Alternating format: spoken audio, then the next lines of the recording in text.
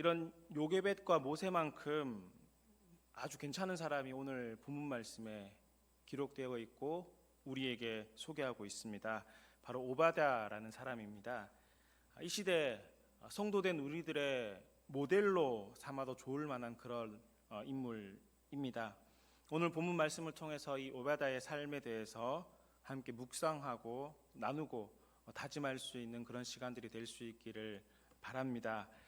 이 오바댜가 살고 있던 당시 이스라엘의 영적 상황은 전 시대를 통틀어서 가장 악한 시대였습니다. 이스라엘 왕이었던 아합 왕과 그의 아내 이세벨은 이스라엘에서 여호와 하나님의 이름을 지우려고 했습니다. 그러니까 온 국민에게 바알 신앙을, 아세라 신앙을 강요하였고 조상 대대로 믿어오던 이 여호와 신앙과 대립각을 세우게 되었던 것입니다. 아합 왕은 정치적으로 또 정책적으로 여호와의 신앙을 탄압하고 또 말살하고자 하였습니다. 그래서 하나님의 선지자들을 죽였고 여호와의 신앙을 박해하고 또 여호와께 예배드리던 장소들을 회파하였습니다. 친바알과 친아세라 정책이 계속되어 급기야 바알과 아세라 선지자 850명을 대거 이스라엘로 입국시켰습니다. 그들이 또한 예배를 드릴 수 있도록 제사를 드릴 수 있는 산당과 거처를 마련하기 시작하였습니다. 이런 영적인 상황 가운데 또 나라의 정책적인 모습 가운데서 이스라엘 백성들의 마음은 흔들렸습니다. 사회적 분위기가 또 나라의 정책이 여호와의 신앙을 멀리하던 시대이다 보니 여호와 신앙에서 점점 멀어져가는 이스라엘 백성들이 늘어나기 시작했었습니다. 또한 바알과 아세라 산당에서 드려지는 이 종교 예식은 성적인 의식까지 더해져 인간의 이 약한 본성을 자극해서 성적인 타락으로까지 이어졌습니다. 결국 이 여호와 신앙을 버리는 변절자들이 이스라엘 가운데서 속속 생겨나기 시작했던 것입니다. 하지만 하나님께서는 이에 대해서 결코 침묵하시지 않으셨습니다. 하나님께서는 그런 이스라엘에게 3년 6개월 동안 비를 내리시지 않으셨습니다. 당시는 농경사회입니다. 목축을 주로 살아가던 그런 시대였었습니다. 그러니 비는 생명줄과 같은 것이었습니다. 이 비가 3년 6개월 동안 내리지 않았으니 당시 사회의 모습은 우리가 상상하는 그대로였습니다. 나라의 경제는 굉장히 피폐해졌었습니다. 곳간에서 인심이 난다는 말이 있는 것처럼 이 경제적 피폐는 사람들을 예민하게 만들었고 인심은 사나워지는 그런 지경에 이르렀던 것입니다. 이런 시대에 이런 상황 가운데 오바댜라는 사람이 있었습니다. 오늘 본문에 그의 프로필이 나오는데요. 그의 직업은 왕국 맡은 자라고 이야기를 하고 있습니다. 고위직 공무원이었습니다. 오늘날로 따지면 재정기획부 장관 이 정도 또 그 이상 되는 그런 직급인 듯합니다. 권력의 최측근에 서 있었고 대단한 특권층이라고 말할 수가 있겠습니다. 하지만 이런 권력을 가지고 또 대단한 특권층이라 하지만 그럼에도 이 오바댜에게는 고민이 있었습니다. 왜냐하면 그는 여호와를 지극히 경외하는 자였기 때문이었습니다. 여호와를 지극히 경외한다라고 했으니 다른 어떤 사람들보다 독실한 믿음의 사람이었고 신앙심이 투철했다라고 볼 수가 있을 것 같습니다. 그런데 당시의 상황이 어떠합니까? 여호와의 신앙이 탄압받던 시대였습니다. 여호와의 선지자들이 죽임을 당하는 때였었습니다. 이런 상황 가운데서 나라는 정책적으로 여호와의 신앙을 말살하고자 하는 이때에 나의 신앙을 지켜나간다라는 것, 독실한 그리스도인으로 살아나간다는 것은 결코 쉽지 않았을 것입니다. 여러분, 더욱이 그의 직업이 왕국 맡은 자이지 않습니까? 왕의 녹을 먹고 살아가는 사람입니다. 그러니 자신의 이 신앙과 왕 사이에서 많이 갈등했었을 것입니다. 자신의 신앙과 정반대되는 왕의 정책들과 또 선지자들을 죽이는 이런 모습들을 바라보았을 때 상실감과 좌절감이 이 오바댜 안에는 가득했었을 것입니다.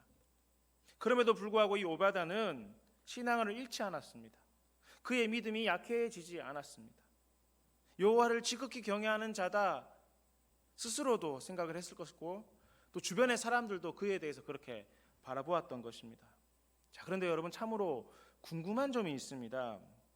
아합 왕이 이런 오바다의 신앙과 신념을 몰랐을 리 없을 텐데 그럼에도 불구하고 어떻게 그는 이 오바다에게 왕궁의 살림을 맡기는 이 귀중한 자리를 맡기게 되었을까요? 예컨대 여러분들이 만약에 높은 자리에 있어서 어떤 사람을 채용한다고 생각을 해 봅시다. 정말 중요한 자리에 한 사람을 세워야 한다면 어떤 사람을 세우시겠습니까? 아마 믿을 만한 사람을 세우실 것입니다.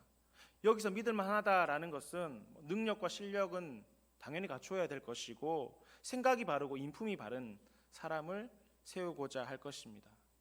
물론 그런 여러 종류의 비슷한 종류의 사람들이 있다면 나와 동양이거나 나와 동문이거나 아니면 나와 종교가 같다면 선택에 있어서 도움이 되겠지만 여러분 그럼에도 불구하고 가장 우선되는 조건은 나와 동향과 동문과 종교가 아니라 그의 능력이고 그의 실력이고 그의 인품이고 그의 됨됨이가 정말 중요한 자리에 사람을 세워야 한다면 그것이 가장 큰 이유가 될 것입니다. 아합에게 오바다는 그런 사람이었습니다. 왕인 그에게 아부하고 입에 발린 말만 하고 같은 신앙적인 면을 내세워 그 자리를 차지하고자 로비했던 사람들이 당시에 없었겠습니까? 아마 많이 있었을 것입니다. 그럼에도 아합은 그런 사람들이 아니라 오바다를 선택해서 그 자리에 앉혔습니다. 지극히 여호와를 경외하는, 즉 아합 자신과 정반대의 신앙을 가진 사람을 거기에 앉혔다라는 것입니다. 이를 보건대 오바다는 당시에 그 어떤 사람보다 능력과 실력을 갖추었고 인품도 갖춘 충성심이 대단한 믿을 만한 사람이었다라고 추측해 볼 수가 있을 것입니다. 5절과 6절 말씀을 보면 이유를 좀 더 잘 알 수가 있는데요. 5절과 6절 말씀을 보면 이렇습니다. 아합은 가뭄이 극심해지자 직접 물을 찾아 나서야 되겠다 생각을 했었습니다. 근데 그때 동행했던 사람이 있는데 그가 바로 오바댜였습니다. 많은 대신들이 있었을 것입니다. 많은 사람들이 있었을 것입니다. 자칭 전문가라고 칭하는 사람들도 있었을 것입니다. 그런데 아합은 오바다 이 한 사람을 택하여 그와 함께 물을 찾으러 나갔습니다. 오바다를 믿었던 것입니다. 물을 찾는다는 것은 지금 이 아합에게 있어서 이 나라에 있어서 자신의 권력에 있어서 핵심 과업이지 않습니까? 이 가장 중요한 일에 오바다를 선택했고 함께 했던 것입니다. 그리고 어느 지점에 가서는 서로 나누어서 각자 물을 찾기로 하고 있습니다. 자, 이 말은 무슨 말입니까? 아합은 오바다를 믿었다라는 것입니다. 그도 나만큼 할 수 있다라는 확신이 있었다라는 것입니다. 내가 찾는 것처럼, 내가 생각하는 것처럼 그도 그만한 충성심과 확신을 가지고 실력을 가지고 찾을 수 있을 것이라는 믿음이 아합에게 있었기 때문에 따로 나누어서 같이 일을 하기로 했던 것입니다. 그의 판단을 믿었고 그의 실력을 믿었습니다. 그의 능력과 나라를 사랑하는 그의 충성심을 믿었던 것입니다. 이렇게 오바다는 아합에게 믿음을 주는 사람이었고 신뢰를 주는 사람이었으며 확신을 주는 사람이었습니다. 그러니 여러분 아합이 이런 오바다를 중용하지 않을 이유가 없었을 것입니다. 이런 오바다를 항상 챙길 수밖에 없지 않겠습니까? 중요한 정책이 있을 때마다 나라의 어떤 일들을 결정할 때 그의 자문을 구하지 않았겠습니까? 그만큼 신뢰하는 사람이 바로 아합에게 있어서 오바다였던 것입니다. 사실 여러분 오늘날 회사나 조직, 사회 공동체에서 교회를 다니면서도 그리스도인이면서도 나의 신앙을 드러내기 어려워하는 이들을 참 많이 봅니다. 왜 그럴까요? 우리의 신앙을 드러내야 되는 것은 아니겠지만 내가 그리스도인이라는 사실을 밝히는 것을 부끄러워하는 경우들을 왕왕 보게 됩니다. 왜 그럴까 생각을 해보면 아마 내가 교회를 다닌다 또 그리스도인이다 이야기를 하면 좀 꽉 막혔다, 너무 튄다, 분위기 파악을 잘 못한다, 융통성이 없다라는 인식들이 저변에 깔려 있는 것 같고 또 그런 인식들이 나를 올가맬 것 같은 느낌이 들기 때문에 잘 이야기를 하지 못하는 경우들이 있을 것입니다. 혹은 내 윗사람과 또 내 아랫사람들과 다른 종교, 다른 가치관으로 인해서 갈등을 불러 일으키고 또 이것이 내가 진급을 하고 또 회사를 다니고 공동체에 속하는데 어려움이 될 것이다 생각을 하게 되기 때문일 것입니다. 자, 그런데 여러분, 오늘 본문에 나오는 이 오바다를 한번 보시면 좋겠습니다. 그는 어떻습니까? 여러분, 그도 직장인이었습니다. 목회자가 아니었습니다. 선지자가 아니었습니다. 직장인이었습니다. 그것도 공무원입니다. 결코 놓치고 싶지 않을 높은 고위직 공무원의 자리에 앉아 있는 사람이었습니다. 그러나 그는 경건하게 신앙을 지켰습니다. 그럼에도 불구하고 아합 왕은 이 오바다를 자신의 최측근에 두었습니다. 이를 어떻게 생각하십니까? 여러분, 오바다처럼 준비된 사람이라면 그의 신앙이 어떠하든지 어떠한 모습이든지 간에 중용을 받게 되어 있는 것입니다. 누가 이런 사람을 놓치겠습니까? 실력이 있고 인품이 좋고 충성심이 대단한 이런 사람의 종교가 다르다 한들 리더의 입장에서는 이런 사람을 찾게 되어 있고 그의 실력이 출중하다면 그를 높이 사용하는 것이 당연한 일인 것입니다. 물론 여러분, 오바다처럼 살아가기가 쉽지는 않을 것입니다.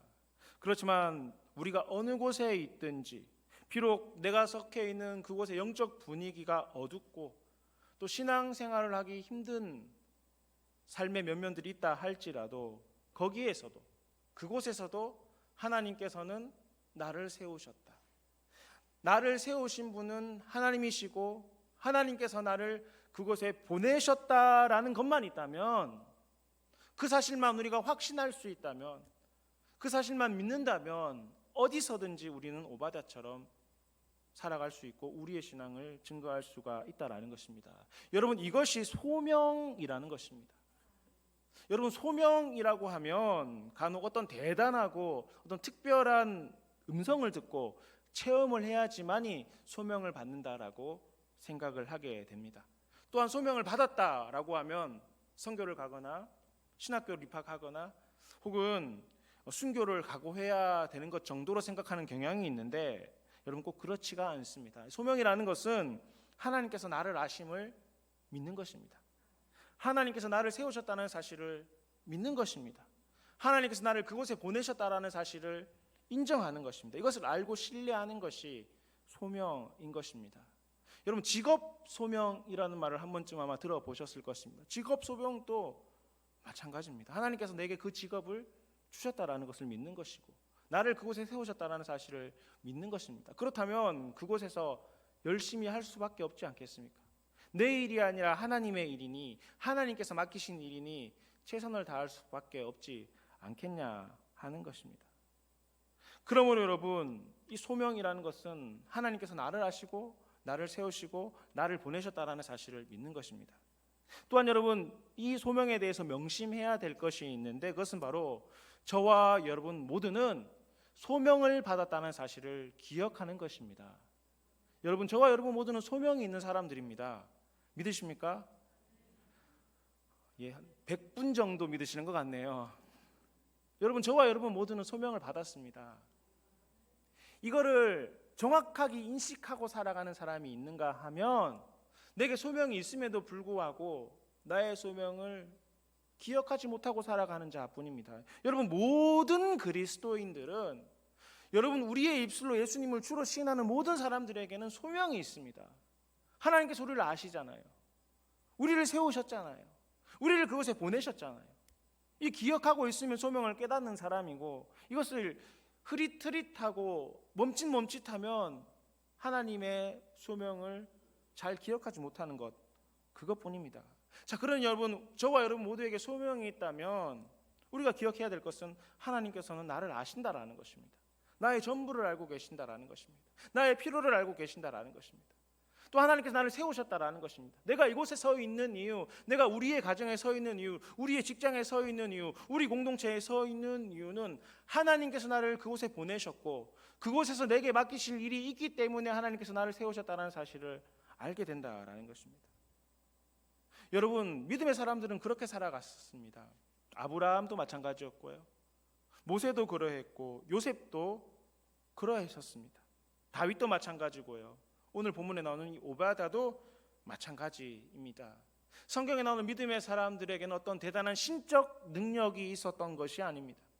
성경에 나오는 믿음의 사람들에게는 어떤 대단한 파워를 가지고 있었던 것이 아닙니다. 저와 여러분과 동일한 사람입니다. 근데 다른 것이 무엇인가 하면 그들은 하나님께 소명을 받은 사람이라는 확신을 가지고 살았습니다.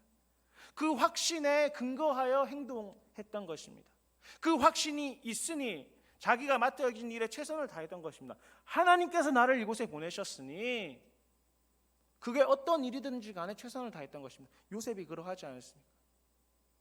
보디발의 가정에서도 또 감옥에서도 애국의 총리가 되었을 때도 하나님께서 나를 보내셨다라는 확신이 그를 움직였고 그런 자를 하나님께서는 사용하셔서 하나님의 나라를 세워 가셨던 것입니다.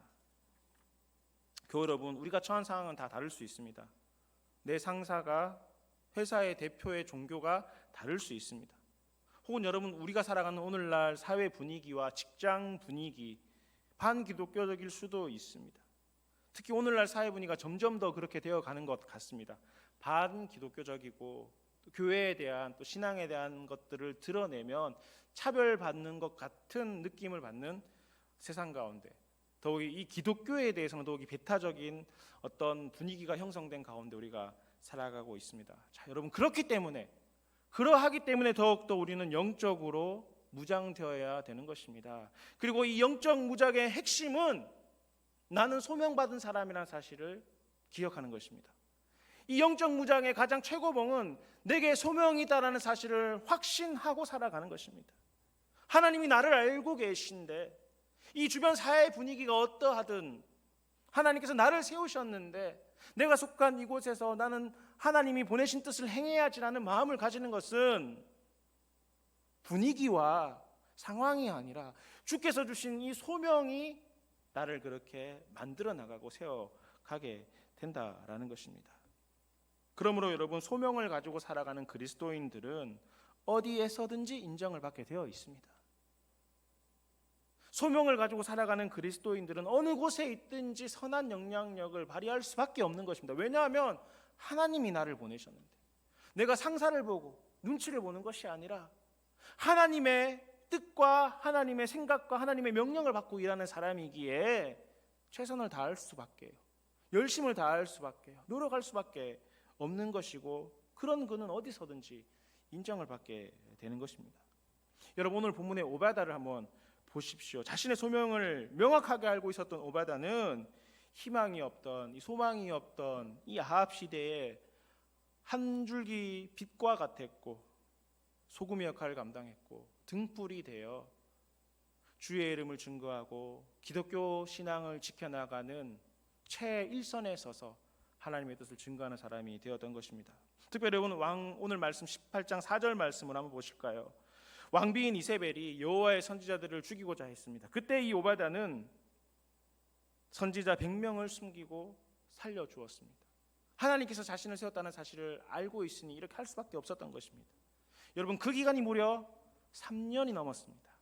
내 목숨, 내 가족 부지하기도 어려울 때였습니다. 만약 오바다가 했던 이 일이 들통이라도 난다면 오바다는 물론이거니와 가족들 모두가 죽임을 당할 수 있는 그런 일이지 않습니까? 아무리 실력이 있고 아무리 믿을 만하며 아무리 훌륭한 신하라 할지라도 아합의 입장에서는 이 일만큼은 그냥 넘어갈 수가 없었을 것입니다. 그러나 여러분, 오바다는 이것을 운명으로 생각했습니다. 하나님께서 자신이 주신 이 소명이라는 마음을 가졌고 이 소명이 그를 움직였던 것입니다. 자기 앞에서 죽어가는 선지자들을 그냥 볼 수가 없었습니다. 주께서 주신 그 마음에 이 영적인 뜨거움에 참을 수가 없었습니다. 그래서 3년이라는 기간 동안 자신이 할 수 있는 최고치로 100명이라는 선지자들을 숨기고 먹였습니다. 여러분, 흉년의 때이지 않습니까? 이때 먹을 것을 구하는 것, 물을 구하는 것은 쉬운 일이 아니었을 것입니다. 물과 먹을 것을 구한다 한들 이것들을 몰래 가져가서 그들에게 전달하는 일, 운반하는 일조차 힘들었을 것입니다. 여러분 돈은 얼마나 많이 들었겠습니까? 시간은 얼마나 많이 허비였겠습니까? 정말 쉽지 않았을 것입니다. 애가 타는 일이었습니다.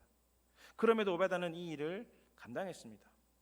오베다는 이 선지자를 살리고 세우는 일을 운명으로 받아들였던 것입니다. 이게 자신의 신앙적인 소명이요, 사회적 책무요, 하나님께서 자신을 그 자리에 앉혀놓으셨던 이유라고 생각하고 그 음성에 순종해서 움직였다라는 것입니다.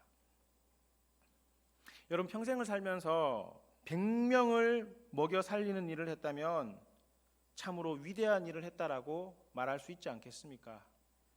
일반적으로 많은 사람들은 나 하나, 내 가정 혹은 내 식구 살리는 일에 자신의 전부를 투자하고 또 일합니다. 나부터 살아보자 라는 마음이 많은 사람들, 모든 사람들 마음에 저변에 깔려 있다라고 볼 수가 있겠습니다. 그래서 맨날 내 식구, 내 가정, 내 자식만 생각합니다. 이것이 점점 핵가족화의 이유가 되어가고 있고 오늘날 이야기하는 비혼주의와 저출산의 가장 중요한 원인 아니겠습니까? 이것이 작금의 우리 시대의 현실이요 아픔이기도 합니다. 그러나 여러분, 이를 두고 나쁘다고만 말할 수는 없을 것입니다. 모두가 여러분 나 하나, 내 가정 하나만이라도 잘 세워나갈 수만 있다면야, 그래서 잘 설 수만 있으면 괜찮은 일 아니겠습니까? 하지만 여러분, 세상을 살다 보면 자이든 타이든지 약한 자로 설 때가 있지 않겠습니까?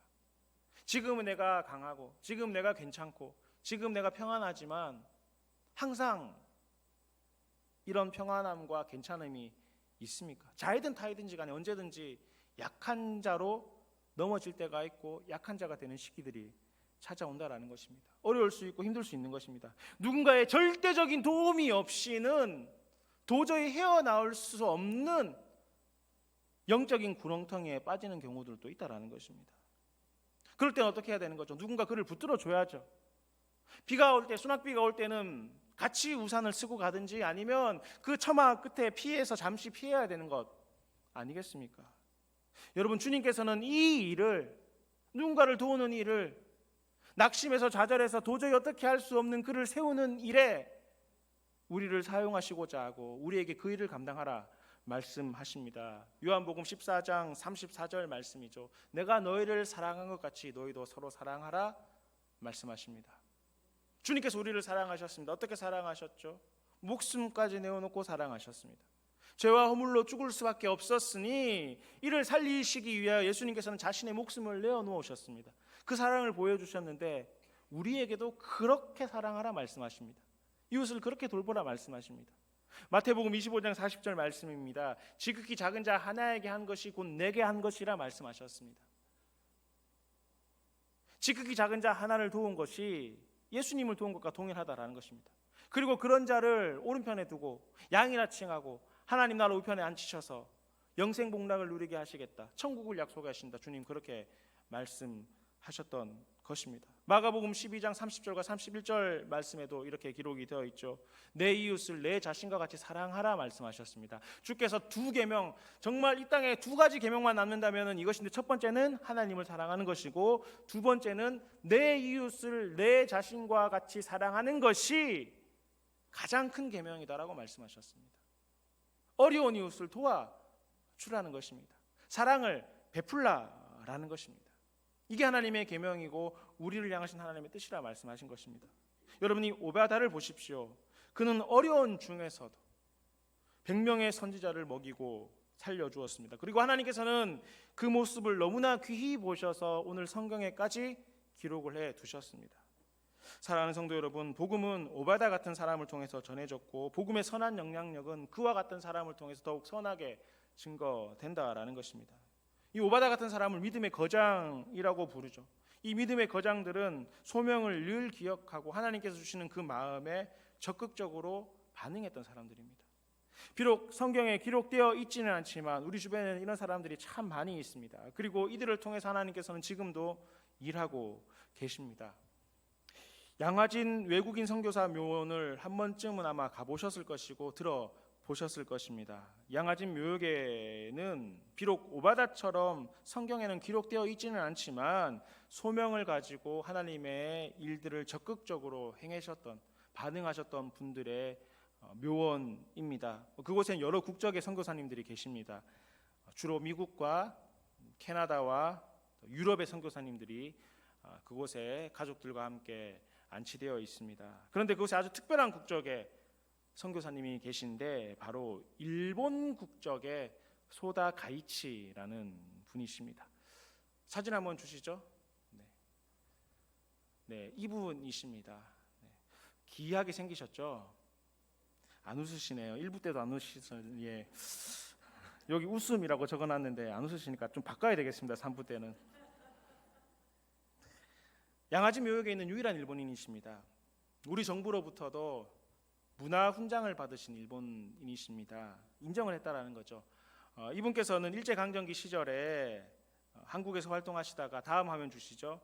해방 후에 일본으로 잠깐 가셨다가 1961년에 영락교회죠. 영락교회 그 한경직 목사님의 초청으로 한국에 들어오셨다가 1년 동안 한국에 계시다가 별세를 하셨고 그리고 아내와 함께 양화진 묘역에 묻힌 유일한 일본 분이시고 선교사이십니다.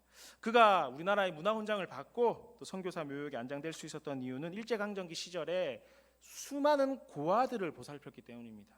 자, 여러분 그가 해방이 되기까지 1945년까지 돌봤던 고아의 숫자가 무려 1000명에 넘는 고아들을 돌보고 살렸다라고 합니다. 고아의 아버지라는 칭호가 붙을만 하죠. 근데 그가 한국에 오게 된 계기가 있습니다. 그는 젊은 시절 좀 방황을 했고 그래서 중국, 홍콩, 대만 등을 거쳐서 좀 방황하며 삶을 살았었습니다.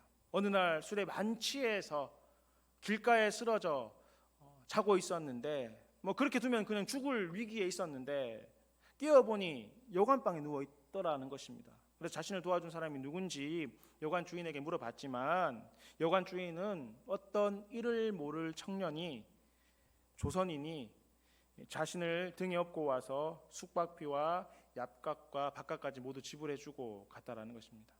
이 조선인을 찾기 위해서 백방 수고했지만 결국은 찾지 못했습니다. 결국 그는 생각하기를 그가 누구인지는 모르지만 그의 이름도 모르지만 그의 성도 모르지만 그의 나라, 은인의 나라에서 내가 은혜를 갖겠다라는 마음으로 1905년에 한국에 들어오게 되었습니다. 그리고 한국에서 복음을 듣게 되었고 그리스도인이 되었고 복음으로 변화된 그는 하나님께서 자신의 주는 마음에 반응을 했었습니다. 하나님께서 나를 한국에 보내신 이유와 소명을 찾았습니다. 그것이 바로 1921년부터 45년까지 1000명이 넘는 고아들을 돌보는 일이었습니다.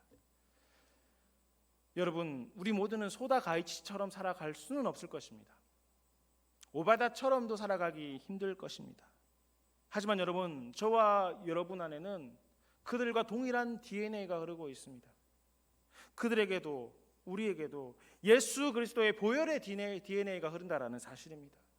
이 보혈의 DNA는 그들에게도 있었고 오늘 나에게도 있고 여러분들에게도 흐르고 있는 것입니다. 오바다처럼 소다 가이치처럼은 아니더라도 이 소다 가이치를 살려준 그 무명의 한국인처럼은 우리도 할 수 있지 않겠습니까?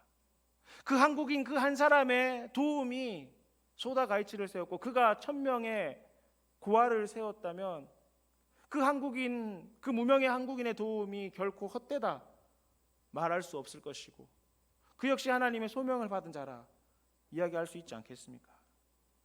그러므로 여러분, 내가 서 있는 그곳이 선교의 장소인 줄 믿으시기 바랍니다. 내가 서 있는 그곳이 예배의 장소인 줄 믿으시기 바랍니다. 내가 서 있는 그 직장과 그 가정과 그 공동체는 하나님께서 나를 보내신 것입니다. 나를 통해서 일하시기를 원하십니다. 나를 통해서 하나님의 소명과 하나님의 역사가 일어나기를 바라는 것입니다. 그러니 여러분, 최선을 다해야죠. 상관의 눈치를 보고 월급 받기 위해서 일하는 것이 아니라 하나님을 바라보고 하나님께서 나를 보내신다는 사실을 믿고 최선을 다해야 된다라는 것입니다. 나를 아시고 나를 세우신 분이 하나님이심을 믿는 것, 이거 소명의식이라고 말씀하셨고 이 소명의식을 가지고 적극적으로 반응하는 것이 우리에게 필요한 것입니다. 여러분, 이것은 모든 그리스도인에게 흐르는 보혈의 DNA의 한 속성인 것입니다. 복음이 우리 안에 흐르고 있다면 그렇게 살아갈 수밖에 없는 것입니다.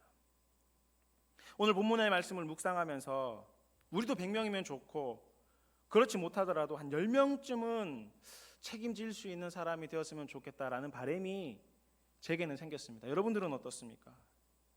교회 여러분, 이 아침 이런 기도의 제목을 가지고 함께 기도하셨으면 좋겠습니다. 주님, 아무리 시대가 어려워도 100명이 어렵더라면 10명이라도 먹이고 살릴 수 있는 믿음과 물질을 허락하여 주시옵소서.